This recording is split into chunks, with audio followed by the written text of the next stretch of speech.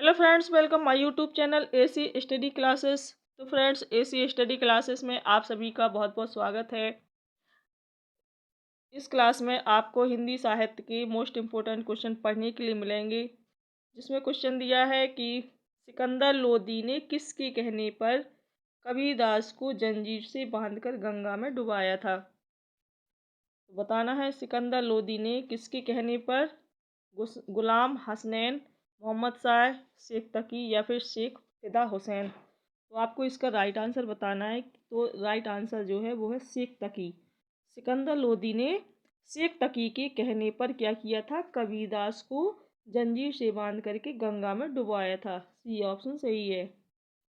इसका जो main point है कि प्रसिद्ध सूफी मुसलमान फकीर शेख तकी के कहने पर कबीरदास ने क्या किया था, सिकंदर लोदी ने कबीरदास को जंजीर से बांध करके गंगा में डुबोया था।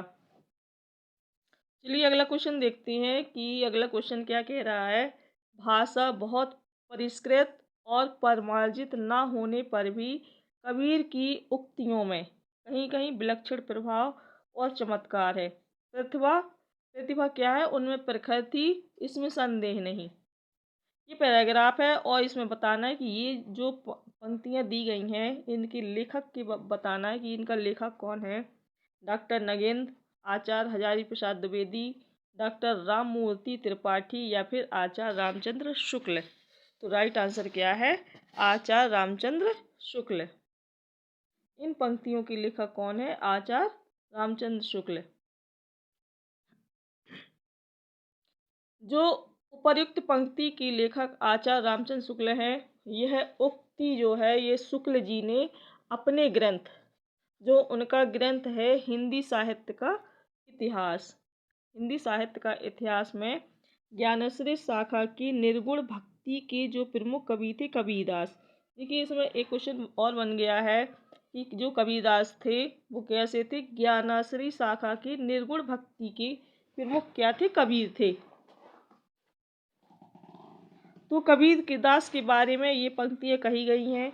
इन्होंने कबीर की भाषा को सधुकड़ी या पंचमेल खिचड़ी कहा है। इन्हीं रामचंद्र शुक्ल ने क्या कहा, कबीरदास की भाषा को। इसमें एक क्वेश्चन और बन गया है फ्रेंड्स कि कबीर की भाषा को सधुकड़ी या पंचमेल खिचड़ी किसने कहा, तो ये कहा है आचार्य रामचंद्र शुक्ल जी ने। शुक्ल जी ने अपने ग्रंथ हिंदी साहित्य का इतिहास, ये इनका बहुत इम्पोर्टेंट ग्रंथ है हिंदी साहित्य का इतिहास, इसमें कबीर को वह महत्वपूर्ण स्थान नहीं दिया जो इन्होंने सूर, तुलसी और जायसी को दिया। इस ग्रंथ में इन्होंने कबीरदास को महत्वपूर्ण स्थान नहीं दिया है, बल्कि किसको दिया, सूरदास, तुलसीदास और जायसी को दिया है। चलिए अगला क्वेश्चन देखते हैं। अगला क्वेश्चन है हमारा कि तुम्हें जिनी जानो गीत है यहू निज ब्रह्म विचार। ये किसने कहा, तुम्हें जिनी जानो गीत है यहू निज ब्रह्म विचार, ये किसने कहा है, कबीरदास, रैदास, सूरदास या फिर तुलसीदास। तो ये कबीरदास ने कहा है। ये जो कथन है ये ज्ञानेश्वरी शाखा की निर्गुण धारा के प्रमुख संत कवि कबीरदास का है। उनके द्वारा उन्होंने एक कथन और कहा है कबीरदास ने, कौन सा है, कि जाति न पूछो साधु की पूछ लीजिए ज्ञान। ये भी किसका है, कबीरदास का। और कबीर जो थे वो ज्ञानेश्वरी शाखा के निर्गुण धारा के प्रमुख संत कवि थे। अगला क्वेश्चन है कि निम्नलिखित विकल्पों में से जो संत काव्य की विशेषता नहीं है उसे छांटिए। बाह्य आडंबर का खंडन, गुरु का महत्व प्रतिपादन, सगुण ईश्वर की उपासना या जाति पाति का विरोध। राइट आंसर हो जाएगा सगुण ईश्वर की उपासना। सगुण ईश्वर की जो उपासना है ये संत काव्य की विशेषता नहीं है। जो संत कवि निर्गुण और निराकार ब्रह्म की उपासना किए हैं। अगला क्वेश्चन है कि कबीर किस शासक के समकालीन थे। जो कबीरदास थे ये किस शासक के समकालीन थे, हुमायूं के, अकबर के, सिकंदर लोदी के या बहादुर शाह जफर के। तो ये सिकंदर लोदी के समकालीन थे कबीरदास। किसके थे, सिकंदर लोदी के।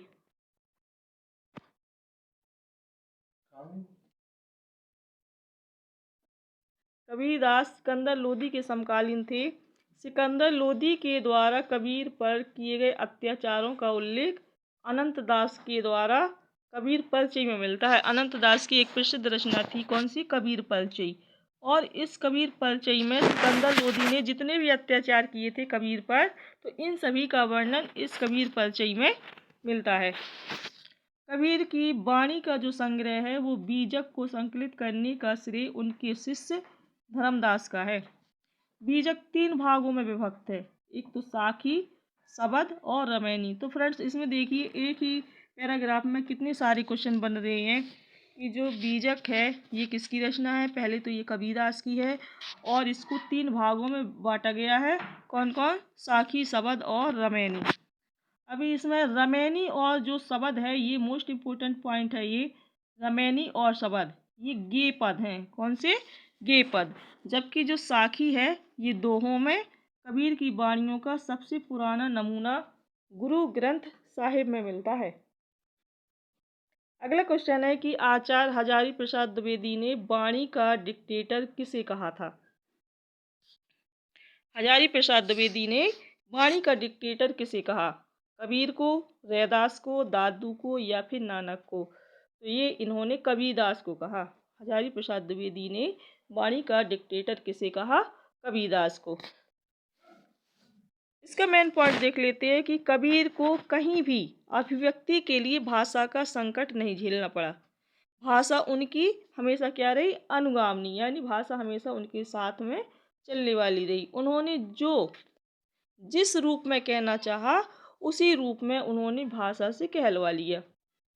आचार्य हजारी प्रसाद द्विवेदी ने इसलिए उन्हें क्या कहा? वाणी का डिक्टेटर। देखिए फ्रेंड्स ये भी एक बहुत ही मेन इम्पोर्टेंट पॉइंट है कि वाणी का डिक्टेटर किसे कहा जाता है? हजारी प्रसाद द्विवेदी को, वाणी का डिक्टेटर किसे कहा जाता है? कबीरदास को। और ये किसने कहा है? ये कहा हजारी प्रसाद द्विवेदी ने। और रामचंद्र शुक्ल ने कबीर की भाषा को क्या कहा? पंचमेल खिचड़ी।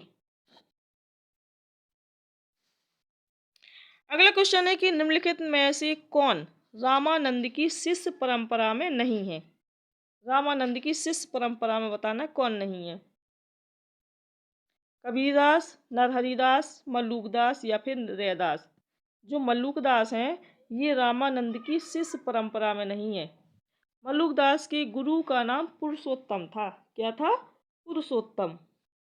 आचार्य रामचंद्र शुक्ल के अनुसार रामानंद के 12 शिष्य थे। किसके अनुसार? आचार्य रामचंद्र शुक्ल के अनुसार फ्रेंड्स बताना है कि रामानंद के शिष्यों की संख्या कितनी थी? 12 थी। जो कौन कौन सी हैं? जिनमें है अनंतानंद, सुखानंद, सुरसरानंद, नरहरियानंद, भावानंद, पीपा ये राजपूत थे, कबीरदास ये क्या थे? जुलाहा थे, सेन नाई थे, धन्ना कभी कभी ये इनकी जाति भी पूछ ली जाती है। सेन थे वो नाई थे, धना क्या थे? जाट थे, रैदास चमार थे, पद्मावती और सुरसरी ये 12 क्या थे? शिष्य थे। किसके?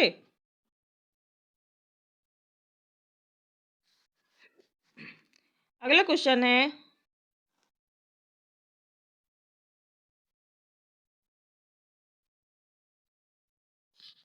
तो ये जो 12 शिष्य किसके थे? रामानंद के थे। इन सभी को याद करना है आपको। अगला क्वेश्चन है कि कबीरदास की मृत्यु कहाँ पर हुई थी? मोस्ट इम्पोर्टेंट क्वेश्चन है ये। कबीरदास की मृत्यु बताना है। काशी, मगहर, बनारस या फिर इलाहाबाद? तो ये हुई थी मगहर में। कहाँ पर हुई थी फ्रेंड्स? मगहर में। कबीरदास जी भक्ति काल के निर्गुण काव्य के ज्ञानाश्रयी शाखा के संत कवि हैं। किसके? निर्गुण काव्य के और ज्ञानाश्रयी शाखा के एक संत कवि हैं। कबीरदास का जन्म काशी में हुआ था और उनकी मृत्यु जन्म हुआ था 1398 ईस्वी में। कहाँ पर? काशी में। मृत्यु कहाँ हुई थी? 1518 में। इनका सन भी आपको याद करना है कि इनकी जो मृत्यु है ये 1518 ईस्वी में मगहर में हुई थी। कहाँ पर? मगहर में। अगला क्वेश्चन है कि संत काव्य नाम ये किसने दिया? संत काव्य नाम किसने दिया? आचार्य रामचंद्र शुक्ल ने, राहुल सांकृत्यायन ने, रामकुमार वर्मा ने या फिर हजारी प्रसाद द्विवेदी ने। जो संत काव्य नाम है ये किसने दिया? ये दिया रामकुमार वर्मा ने। किसने फ्रेंड्स? रामकुमार वर्मा ने। निर्गुण धारा के ज्ञानश्री शाखा को विद्वानों के द्वारा अलग अलग नाम दिए गए हैं। जैसे ज्ञानश्री शाखा ये रामचंद्र शुक्ल ने कहा, निर्गुण भक्ति ये हजारी प्रसाद द्विवेदी ने, संत काव्य रामकुमार वर्मा ने भी कहा, और परशुराम चतुर्वेदी ने भी संत काव्य, और गणपति चंद्रगुप्त ने भी। तो फ्रेंड्स ये संत काव्य के मोस्ट इम्पोर्टेंट क्वेश्चन थे। तो अगर आपको ये वीडियो अच्छा लगा हो तो लाइक कर देना, और अगर आप हमारे चैनल पर नए हैं तो चैनल को सब्सक्राइब कर लीजिए, और कमेंट बॉक्स में अपने कमेंट लिख करके ज़रूर बताना कि आपको ये वीडियो कैसा लगा। ये पीजीटी के लिए जो अभी आपका एग्ज़ाम होने वाला है उसके लिए बहुत ही यूजफुल है ये वीडियो। तो फ्रेंड्स कमेंट में अपने कमेंट लिख कर ज़रूर बताना।